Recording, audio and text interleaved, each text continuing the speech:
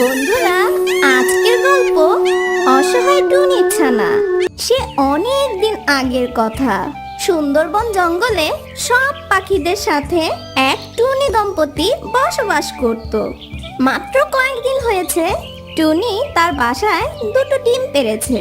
Tuna, দেখো কি সুন্দর দুটো ডিম দিয়েছি আমি। আমার যে অনেক খুশি হচ্ছে টুনা। আমারও তো অনেক ভালো লাগছে গো। কিন্তু টুনি, দেখো তো এই দুটা ডিমের মাঝে ওই ডিমটা কেমন যেন আলাদা মনে হচ্ছে। ওই ডিমটা হঠাৎ অন্যরকম হলো কেন বলো তো? আরে টুনা, আমার মনে হয় ওই ডিম ফুটে যে ছানা বের হবে সে দেখতে অনেক সুন্দর হবে, বুঝেছো? দুটো ডিম নিয়ে টুনা আর টুনি সারাক্ষণ জল্পনা কল্পনা করতে থাকতো। কবে ডিম থেকে তার ছানা দুটো বের হবে এই চিন্তায় তাদের দিন কাটছে। বেশ কিছুদিন পর অবশেষে টুনির দুটো ডিম থেকে ছানা বের হয়। একটি মেয়ে ছানা আর একটি ছেলে ছানা বের হয়। মেয়ে ছানাটি দেখতে অনেক কুৎসিত ছিল বলে টুনা তার উপরে অনেক রেগে যায়। আরে, এটা কি হলো? তুমি না বলেছিলে ওই ডিমটা ফুটে অনেক সুন্দর একটা ছানা বের হবে? তাহলে এই ছানাটা এত নিগ্রুতের মতো কালো হয়েছে কেন? জানো, আমার কত স্বপ্ন ছিল যে এই ডিম থেকে দুটো ছানা বের হবে, একটা ছেলে আর একটা মেয়ে। আমি এটা কিছুই বুঝতে পারছি না টুনা। আমাদের মেয়ে ছানা দেখতে এমন হলো কেন? যদি সবাই জেনে যায় আমার একটা মেয়ে ছানা এত কুৎসিত হয়েছে, তখন তো আমি সবার সামনে মুখ দেখাতে পারবো না টুনা। বাবা বাবা, আমার না অনেক খিদে পেয়েছে। আমার পেটটা চুচো করছে, আমাকে খেতে দাও। আরে আমার সোনা ছেলেটা, তোমার খিদে পেয়েছে বুঝি সোনা? আমার বাবাটা, চলো সোনা, তুমি আমার সাথে চলো, আমি তোমাকে খাবার খাইয়ে দিচ্ছি। মা মা, আমার অনেক ক্ষুধা পেয়েছে, তুমি আমাকে খেতে দাও মা। আমার প্রচন্ড ক্ষুধা পেয়েছে মা, আমি খিদেতে মারাই যাচ্ছি মা। না না টুনি, তুমি এই মেয়ে বাচ্চাটাকে কোনো খাবার দেবে না, বুঝতে পারছো? একে আমি এখনই ঘেঁটি ধরে বের করে দেবো। বাবা, তুমি না ঠিকই বলেছ, ওকে না আমার সাথে একদমই মানাচ্ছে না। দেখছো না কি বাজে দেখতে, দেখছো না তোমরা? বাবা মা, তোমরা ওকে এখনই ঘেঁটি ধরে বের করে দাও।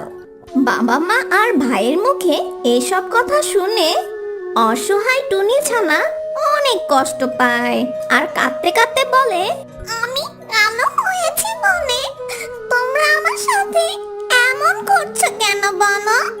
মা মা, তুমি আমাকে গরম জায়গায় থাকতে দাও না মা। মা, আমার যে অনেক ঠান্ডা লাগছে, আমি অনেক আর সব পাখিদের বাসায় গিয়ে খাবার আর আশ্রয় চায়, কিন্তু কেউ তাকে কোনো সাহায্য করে না। এভাবেই বেশ কিছুদিন কেটে যায়। কি করব এখন আমি? আমাকে কেউ খাবার দিচ্ছে না, আবার কেউ আমাকে থাকতেও দিচ্ছে না। আমি কি করব? আপন বলতে আমার কেউ নেই এই পৃথিবীতে। না, আমি আর এই জীবন রাখবো না, আমি এখনই মারা যাব। আমি আর এই খিদে জ্বালা সহ্য করতে পারছি না। আমি পাখিদের নোংরা ডাস্টবিন থেকে খাবার কুড়িয়ে খেয়েছি, আর এখন কোনো খাবারও খুঁজে পাচ্ছি না। আমি এই খিদে জ্বালায় মারাই যাব। যে জীবনে বাবা মায়ের ভালোবাসা নেই সে জীবন থাকাচ্ছে না থাকাই ভালো। আমি এখন মরেই যাব। আমি যদি মরে যাই আর তাতে যদি সবাই ভালো থাকে তাহলে আমি মরেই যাব। এসব কথা বলে অসহায় টুনি ছানাটি নদীর কাছে গিয়ে পৌঁছালো, নদীতে ডুবে মরবে বলে। সেই নদীর ধারে শুয়েছিল একটি দুষ্ট শিয়াল। এমন কচি আর মিষ্টি একটা টুনি ছানা দেখে শিয়ালের জিভে জল এসে পড়লো। আরে আরে, আজকে সূর্য কোন দিক দিয়ে উঠলো? খাবার যে আমার কাছে চলে আসবে এমনটা তো আমি কখনোই ভাবিনি। কি করছি ছানা রে বাবা, যাই যাই ওর কাছে যাই, এরপর ওকে ধরে স্যুপ বানিয়ে খেয়ে ফেলি। এইসব ভেবে সেই দুষ্ট শিয়াল সামনের দিকে আগাতে লাগলো।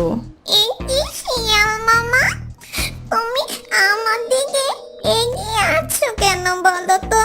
তুমি কি আমাকে খেয়ে ফেলবে নাকি?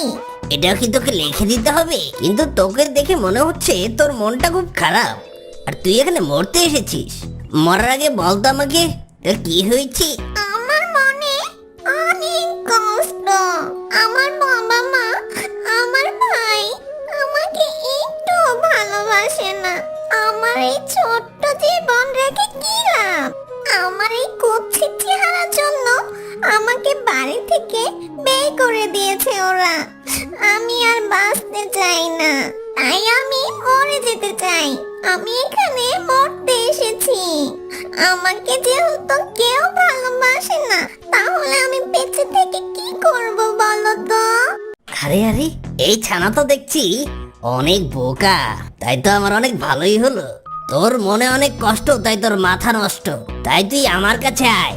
একটা জিনিস ভেবে দেখ, আত্মহত্যা করার চেয়ে এই তো শিয়াল মামার পেটটা ভরিয়ে দেওয়াটা অনেক ভালো, তাই না? শিয়ালের এইসব কথা শুনে ছোট্ট টুনির ছানা ভাবতে থাকে, আসলে ঠিক তো। আত্মহত্যা থেকে একবেলা কারো খাবার হওয়া অনেক ভালো। যাই যাই, শিয়াল মামার কাছে যাই।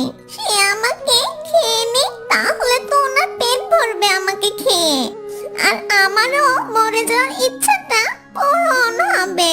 এইসব ভেবে অসহায় টুনি ছানা শিয়ালের কাছে যায়। এদিকে শিয়াল অনেক খুশি হয়, আর শিয়াল যেই না টুনি ছানাকে ধরতে যাবে, ঠিক তখনই একটা পরী চলে আসে। এই দুষ্ট শিয়াল, এই অসহায় টুনি ছানাকে ভুলিয়ে ভালিয়ে তুই খেতে যাচ্ছিস তাই না? এখনই এখান থেকে চলে যা বলছি, নয়তো আমার জাদু শক্তি দিয়ে তোকে এখানেই মেরে ফেলবো বলে দিলাম। ওরে বাবারে, এখান থেকে পালাই। সেই পরীর এইসব কথা শুনে শিয়াল ভয়ে পালাও পালাও বলে ছুটে চলে যায়। এরপর পরী সেই টুনি ছানার কাছে জানতে চাইলো যে তার সাথে কি হয়েছে, আর সেই ছোট্ট টুনি ছানা তাকে সব তার খুলে বলল। আর সব কথা শুনে সেই পরীর অনেক মায়া হয় সেই টুনি ছানার উপর। সত্যি তোমার অনেক কষ্ট অসহায় টুনি ছানা, তবে আজ থেকে আমি তোমাকে আর কষ্ট পেতে দিব না। তুমি আজ থেকে অনেক সুখে থাকবে, বুঝেছো? এই বলে সেই পরী তার জাদু শক্তি দিয়ে গাছের উপর একটা বাড়ি বানিয়ে দেয়, আর সেই টুনি ছানাকে অনেকগুলো সোনার মোহর দেয়। ছোট্ট টুনি ছানা আজ থেকে এই বাড়িতে থাকবে, আর এই মোহর দিয়ে তোমার জীবন যাপন করবে। তুমি অনেক সুখী থাকবে, তোমার আর কষ্ট থাকবে না সোনা পাখি। আর এখানে তোমার কোনো ভয় নেই, আর কেউ তোমার কোনো ক্ষতি করতে পারবে না। আর তোমার যদি কোনো সময় কিছু প্রয়োজন হয়, তুমি আমাকে ডাক দিবে, আর অমনি আমি তোমার কাছে চলে আসব। তোমায় অনেক ধন্যবাদ পরিমা, আমাকে সুন্দর একটা নতুন জীবন দেওয়ার জন্য। এরপর সেই পরী সেখান থেকে চলে যায়, আর সেদিন থেকে টুনি তার জীবন অনেক সুন্দরভাবে কাটাতে থাকে। অন্যদিকে সেই টুনির ছেলে ছানা বড় হয়ে যায়, এদিকে টোনাটুনি বুড়ো হয়ে যায়। একদিন টুনি সেই ছেলে ছানা তার বাবা মার কাছে এসে বলে, শোনো বাবা মা, এখন আমি অনেক বড় হয়ে গেছি, আর আমি আমার জন্য একজন সুন্দর জীবনসঙ্গী বেছে নিয়েছি। তাই আজকে থেকে আমি আর তোমাদের সাথে থাকতে চাই না। কিন্তু বাবা, আমাদের বয়স হয়েছে, তুই আমাদের জন্য খাবার না আনলে আমাদের পেটে খাবার জুটবে না বাবা। আর তুমি এই বয়সে আমাদের ফেলে যাচ্ছ বাবা। তোর মা তো ঠিকই বলেছে, আজকাল তো তোর মা আর আমি নিজের চোখে ঠিক মতো দেখতে পাই না, তাহলে আমরা আবার খাবারের জোগাড় করব কি করে বল? দেখো আব্বু আম্মু, তোমাদের কষ্টটা আমি বুঝতে পারছি, তাই বলে কি তোমরা আমাকে তোমাদের কাজের ছেলে ভেবেছো? আমি চললাম। এই কথা বলে টুনি ছেলেছানা বাসা ছেড়ে চলে যায়, আর টুনাটুনি অঝরে কান্না করতে থাকে। টুনি, এটা বোধহয় আমাদের পাপের ফল। আমরা যদি সেদিন আমাদের কালো মেয়েটাকে বাড়ি থেকে বের করে না দিতাম, তাহলে নিশ্চয়ই আজও আমাদের পাশে থাকতো। তুমি একদম ঠিক কথা বলেছ গো। সেদিন থেকে টুনাটুনির জীবনে সুখের ছায়া নেমে আসে। তারা 3 বেলা ভালোভাবে খেতে পারতো না। দিন দিন তাদের চেহারা শুকিয়ে যাচ্ছিল। এইসব কষ্ট সহ্য না করতে পেরে টুনাটুনি আত্মহত্যা করবে বলে নদীর ধারে যায়।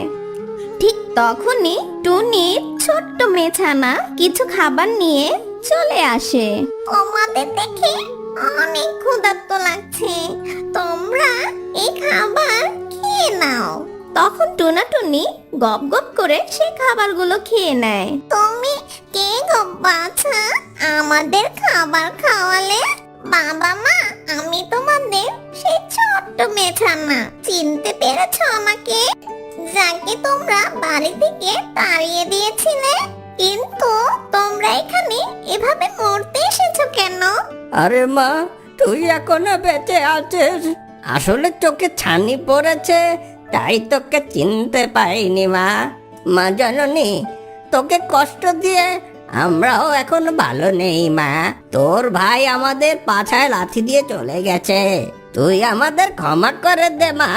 ভাইয়া তোমাদের তাড়িয়ে দিয়েছে, তাতে কি হয়েছে মা বাবা? তোমরা আজ থেকে আমার সাথে থাকবে, আমি তোমাদের দেখে শুনে রাখবো। শেষ বয়সে অসহায় বাবা মার পাশে যে থাকে, তারাই তো প্রকৃত সন্তান। মেয়ে টুনি ছানার কথা শুনে টোনাটুনি অনেক খুশি হয়। সেদিন থেকে তারা সেই টুনির সাথে সুখে দিন যাপন করতে থাকে।